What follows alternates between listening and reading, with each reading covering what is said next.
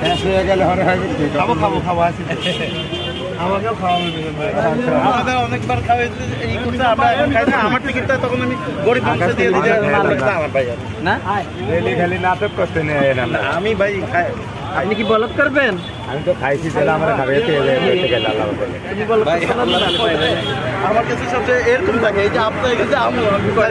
এরকম থাকে এরকম খায় আমি আবার আপনার আমার খাইবেন এরকম লাগে ভালোবাসা ভালোবাসা ভালোবাসা মানে আমি ওই চিন্তা করি না যে আমার টাকা আমার যে আপনার সম্মান করে খাওয়ান ওইটা আমি একটা গরিব মানুষের খাওয়া যে আপনি যেমন দেন না আপনার তরফ থেকে আমি দিয়ে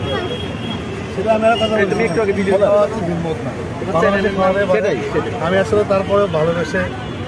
তাকে খাওয়াই সে আমাকে 100 টাকা দুইটা দিচ্ছে কিন্তু কথা হচ্ছে যে বিড়ি খাওয়া কিন্তু হিম্মতে না আমরা 100 টাকা কোনো বিষয় না আমরা 5 সিগারেট বিড়ি খাই কিন্তু 120 টাকা শেষ করে দিই 100 টাকা হলে কি জানো তার একটা পরিবার আছে তার একটা পরিজন আছে আমার কাছে মনে হয় যে তাকে আমরা নিজ থেকে আসলে করা যায় প্রতি শুক্রবারে করা যায় মিলন ভাইকে জিজ্ঞেস করেন আমি 100 টাকার তেল করে আসি 100 টাকা নিয়ে যাই আমার কাছে মনে হয় যে এতে তাকে 100 টাকা যতটুকু সাপোর্ট তো দিচ্ছি আপনারা আসেন আপনারা হচ্ছে যে শুধু কিনে খেলে হবে না আপনারা টাকাতে খেলে তো তার একটা পরিবার আছে তাই না তাকে সাপোর্ট দেন এবং তার উপর রাগ করেন না সে ভালো মানুষ এবং এটা কিন্তু সবাই আচ্ছা আমরা যেহেতু মিজান ভাইকে শুরু থেকেই হেল্প করে আসতেছি আমরা আরেকটা বিষয় করে মিজান ভাই বলছে এই রোজার ভিতরে ভাতের হোটেল তো বন্ধ থাকবে উনি ফলের ব্যবসা করবে সেই ফলের ব্যবসাটাকে ঠিক আমরা এইভাবে চালাচ্ছি ঠিক আছে